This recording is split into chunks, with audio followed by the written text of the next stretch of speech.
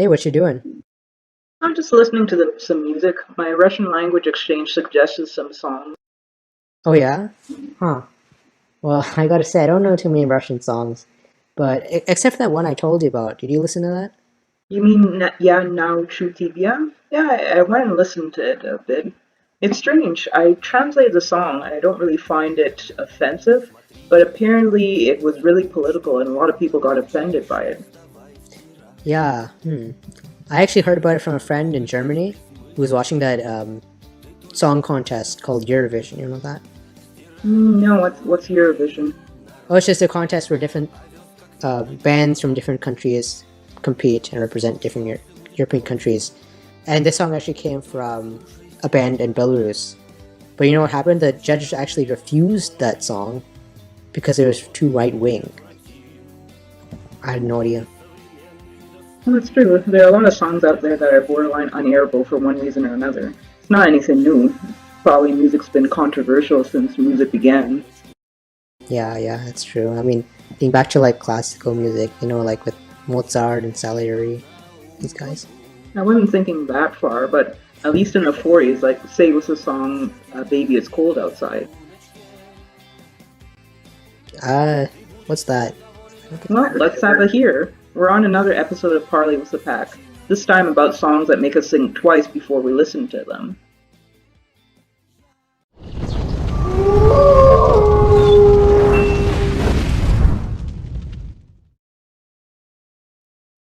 Welcome back. How have you guys been? Feeling lazy there? Yeah. Well, it's summertime, and I think we've gotten a bit lazy as well. Us too, for sure. So, to get back into the swing of things, we've decided to challenge ourselves. We decided to switch things up, and this time we won't be doing a review on films. Yeah, after all, there's so much out there to be shocked and surprised by. And speaking of that, we decided to make this video on controversial songs.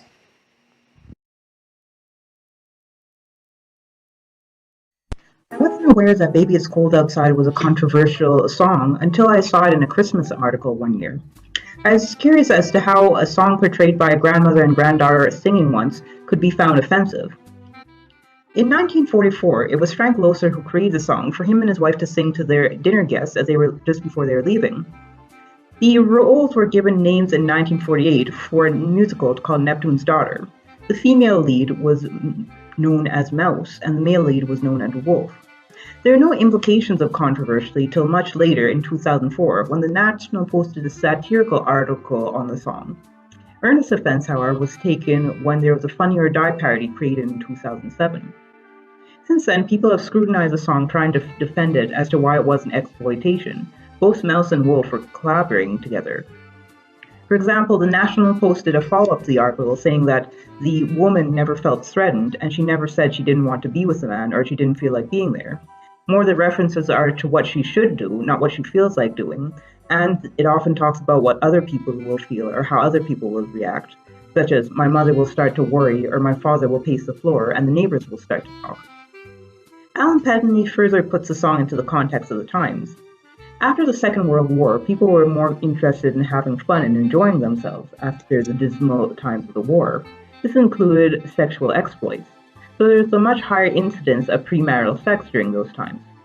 Mouse and Wolf are working together to make excuses for defying tradition in a time that these things weren't spoken of.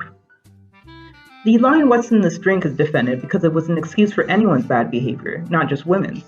And the harmony at the end of the song also suggests that Mouse and Wolf were together rather than Wolf forcing himself on Mouse. It was later on as well that John Legend remade the song. People thought it was to correct it, but he stated it was not meant to be preachy, but just silly. Others felt it was a clarification of the song's vagueness. Yeah, Tammy, that song "Baby It's Cold Outside" for sure does seem like one which people would take offense to for sure these days. But I really want to know what your thought is. Like, what's the problem here? Why do you think that it's more controversial? Well, for me, the issue, in my opinion, is just how they're getting away from the main issue of the song.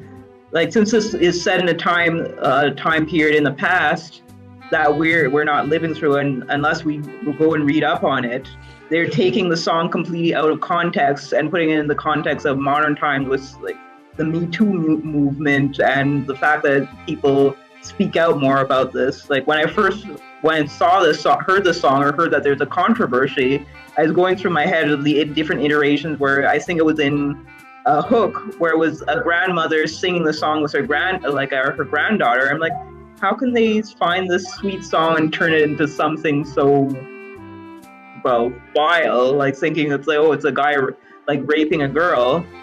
And even especially at Christmas, like how did this actually end up here? So it's being taken completely out of context. Yeah, especially at Christmas, if of anything. But I think the point then is the fact that this song is kind of like a period piece. If you want to put it like that, right? Yeah, so it's based on, you should kind of be thinking about it in terms of when the song was created and when it was set. As mentioned in the history, this wasn't even supposed to be like a song meant for a couple, between a couple. It was what Frank Lothar was singing to his wife as their dinner guests were leaving. It wasn't supposed to be between just a duet of people, like of a love story. It was actually kind of in a way for the audience. And I guess the audience acting in the role of the woman saying like, oh, I can't stay. Got it. And then you also mentioned the fact that it's also coming at a time, to think about the fact that it's a period piece, it's also coming at a time where you said it's after a point of a lot of conservative views in society, things are changing. Like you said, this is after the war, right? Yeah, so what they're saying is putting in context to defend the song, the two, after a period of such negativity and sadness during the war, people want to like live their lives and have fun with it, and to go and use a cliche YOLO. So so they just want to like go and have fun and make the best out of their lives that they could, but they still have that issue of like, okay, there's tradition and there's people going and they're frowning upon like, oh, people stay, like a couple staying the night together when they're not married. So it's not like they could actually voice it and shout on rooftops where it's like, okay, we're spending the night together, but they're still trying to kind of find an excuse to get what they want and like be together and be happy, without actually without actually saying like, okay, like people are going to go and frown on it. It's like, oh, you're like forcing yourself on me. Yeah. I gotta say, if they actually said YOLO in the song, I would be I'd find that pretty funny. But it's true, it is in a sense the YOLO song, the rebellious song of that time. And correct me if I'm wrong, this is in like the 50s or so. It is around the time that counterculture was starting to become a force, so I imagine that was probably part of this. It's like a trendsetter in some sense. Possibly. Actually, sorry. Before I went and researched this, I didn't even know about like the whole context where it was kind of set in the war. For me, it was just a pretty song. And then I didn't even know what was wrong with it. So the first time you heard it, you had no idea what was wrong with it? Yeah, like for me, it just sounded like a nice Christmas song of like this couple wanting to be together. Oh, that's interesting, because honestly, I feel like I probably heard it quite a bit later, at which point like a lot of people talked about it, and my view was changed as a result. I didn't hear it. It's like as if I was spoiled about the song when I first heard it. Yeah, it's interesting.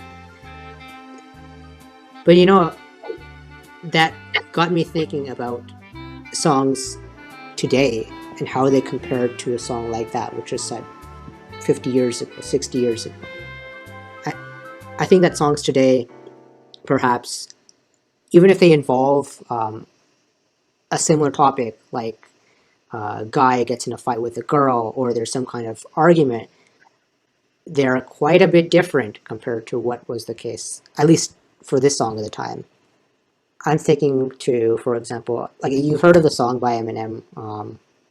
He's put out quite a few of his songs about him being with a woman and having some kind of fight, some kind of relationship that goes bad. But one of the songs I remember rap songs of his was "Love the Way You Lie." Have you heard of that one before? Yeah, I've heard it. Yeah. So like in that song, there's a big fight between like his character in the song and that of the woman he's with.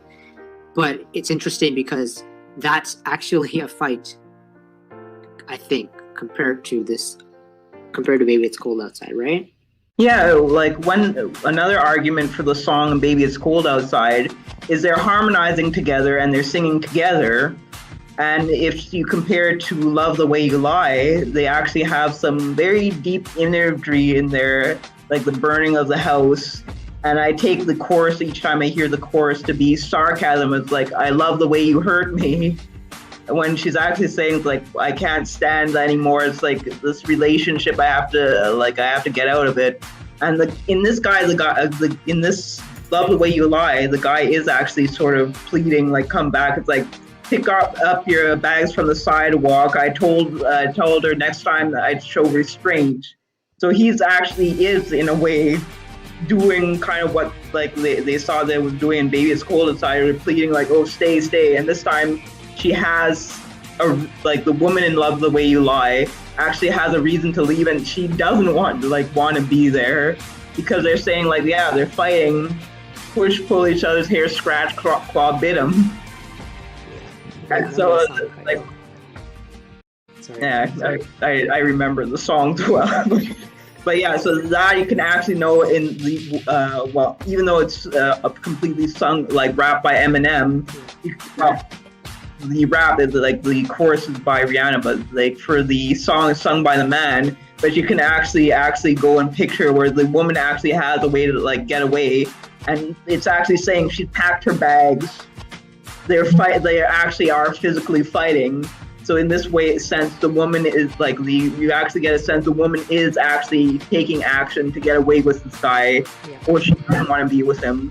Or in Baby It's Cold Outside, it's all focused on, well, what will everyone else think? Or it's like, well, maybe I can just stay like a little while longer.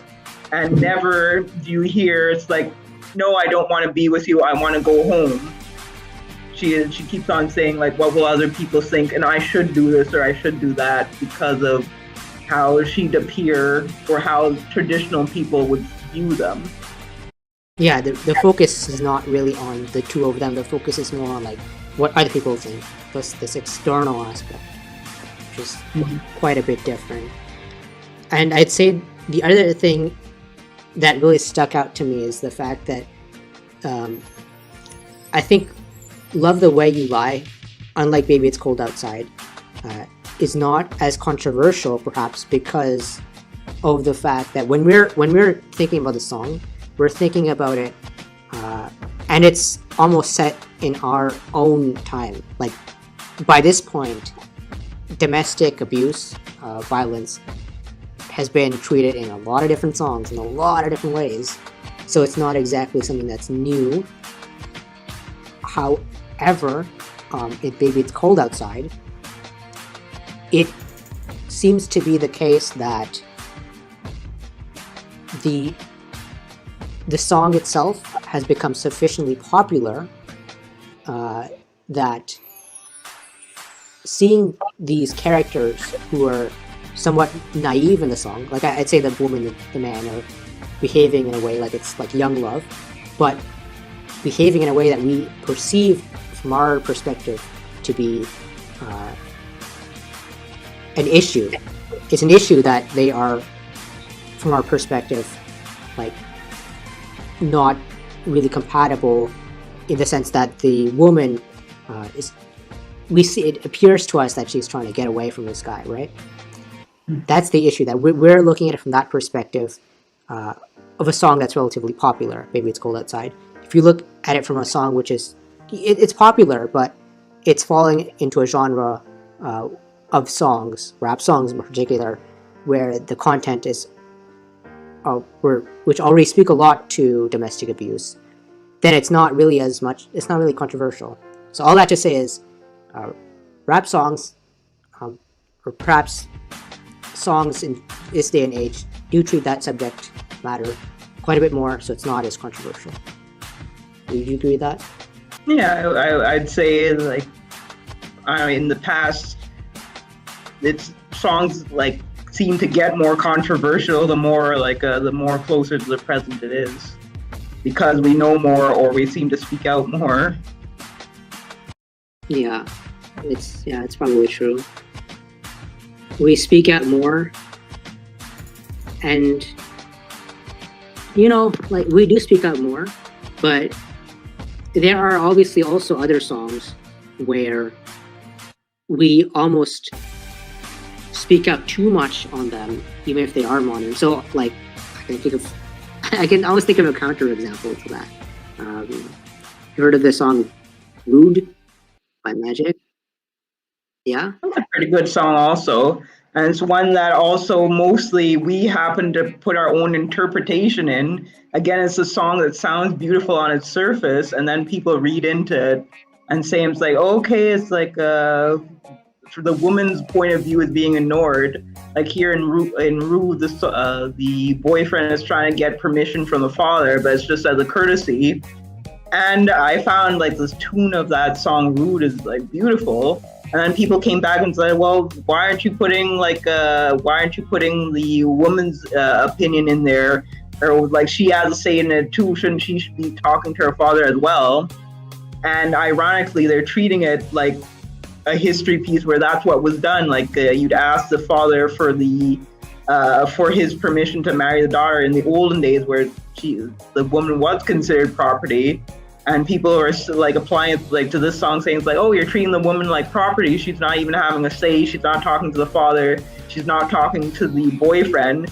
Like maybe she should say also whether she doesn't like she feels like marrying the guy anyway, or she doesn't feel like marrying the guy anyway, but she's kind of unsure. But you never hear it.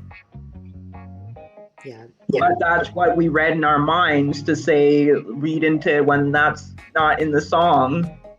And since it's not a duet, we can't really know about it, but we just jump to that conclusion where it's like, oh, you're not having the woman's opinion, not, oh, this like is like nice, where he's trying to actually like get along with his in-laws and like ask for permission.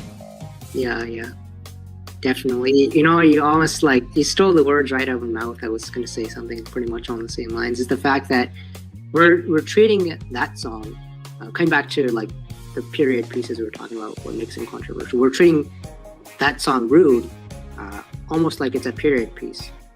We're looking at it from the perspective of the case where the woman gets married off by her father and she has no say in it. But in fact, like the song itself doesn't treat that aspect. It's just a song which is said in this day and age, where that's not the case. That doesn't happen anymore. So we're trying to look at it as if it's like an older song, and it actually is. Mm-hmm. But then, and so do you think we should be kind of looking at songs through the lens of the present, or we should always look at it in context of the same time it was applied? Like in a way, that's what they're doing with "Baby It's Cold Outside," where it's like our principles in the present, they're applying the past and saying like, oh, that's backwards. And well, they happen to take it out of context for "A Baby It's Cold Outside." And even for "Rude," once again, they're taking it out of context, but with issues that like something that no longer exists, where this guy is doing something unheard of, but it's supposed to be kind of beautiful, where it's like, okay, I want to like get along with my father-in-law and ask for his permission.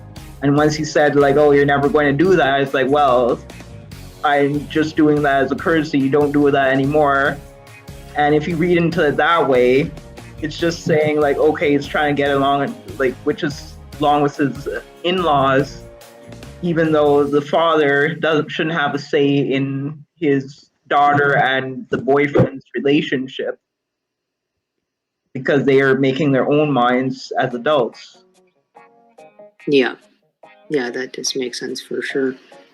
But I guess your point then is just that we're not sure whether we should be looking at it from the current perspective or not, right? Yeah, so should we just go and look at it in terms of when the song was created, or or apply like our own present situation? Yeah, that's a big one right there. And I think that's really the reason why these period pieces are probably controversial, or even songs that are made now can be controversial if you don't like that. Yeah, that's a big one, I'd say, for sure. I think it should be. I think really sometimes you can't read too much into songs, but like if you do want to go and analyze a song, then it should be analyzed in the period it was placed in. But for me, in my opinion, you should enjoy a song for like the sound, and if it has a message you enjoy, then sure, like that's all the better. But if not, it's like you should enjoy a song and not try and find reasons to hate a song unless it is like actively promoting something, like, and actually calling people to go and perform like actions that are immoral. Yeah, yeah. And yeah, I mostly agree with that. You should probably think of the song time when it's set. That will hopefully make you less concerned about how it sounds now. I think there are definitely cases where that's not true, but I think that's all the time we have for now. If you're interested in learn a bit more about what those might be, make sure to join in where we continue our discussion in our next video. That's a wrap for now. Thank you. See you guys. See you in a bit.